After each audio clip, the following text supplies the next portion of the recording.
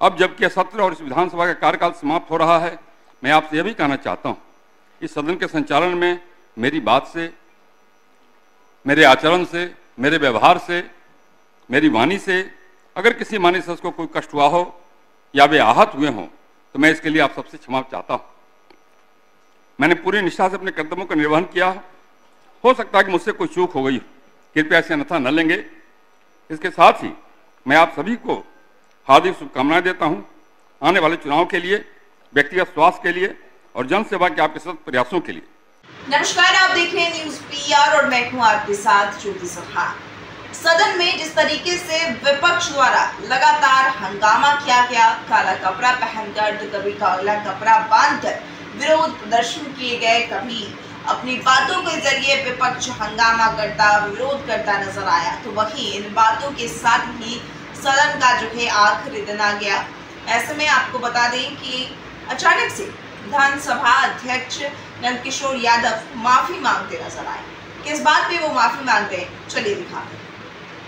इस सदन से बाहर जाते हुए हम सबको स्मरण रहे कि हमारे शब्द, हमारे मत, हमारे निर्णय इतिहास में दर्ज होते हैं। वे आने वाले समय की दिशा तय करते हैं।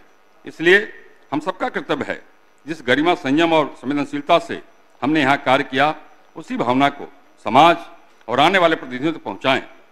अब जबकि सत्र और इस विधानसभा का कार्यकाल समाप्त हो रहा है, मैं आपसे यह भी कहना चाहता हूँ, इस सदन के संचालन में मेरी बात से, मेरे आचरण से, मेरे व्यवहार से, मेरी वाणी से अगर किसी माननीय सदस्य को कोई कष्ट हुआ हो या वे आहत हुए हों तो मैं इसके लिए आप सबसे क्षमा चाहता हूं। मैंने पूरी निष्ठा से अपने कर्तव्यों का निर्वहन किया। हो सकता है कि मुझसे कोई चूक हो गई, कृपया ऐसे अन्यथा न लेंगे। इसके साथ ही मैं आप सभी को हार्दिक शुभकामनाएं देता हूं आने वाले चुनाव के लिए, व्यक्तिगत स्वास्थ्य के लिए और जन सेवा के आपके सतत प्रयासों के लिए। अंत में दो पंक्तियां कहकर अपनी बात में समाप्त करूंगा। खूबियां तो इतनी नहीं हमें कि तुम्हें कभी याद आएंगे। खूबियां तो इतनी नहीं हमें कि तुम्हें कभी याद आएंगे, पर इतना तो इतवार हमें खुद पर है, आप हमें कभी भूल नहीं पाएंगे। माननीय सदस्यगण, अब बिहार गीत होगा, कृपया आप सब अपने अपने स्थान पर खड़े हो जाएं।